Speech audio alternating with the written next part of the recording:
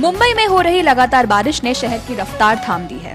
सड़कों पर पानी भर गया है, ट्रैफिक जाम है और जगह जगह बिजली गुल। लेकिन इन मुश्किल हालातों में भी एक नाम है जो हर पल रोशनी बनाए रखता है। जी हाँ, श्याम ग्लोबल के महिंद्रा पावरऑल जेनसेट्स, जो कि है इंडिया का नंबर 1 जेनसेट ब्रांड।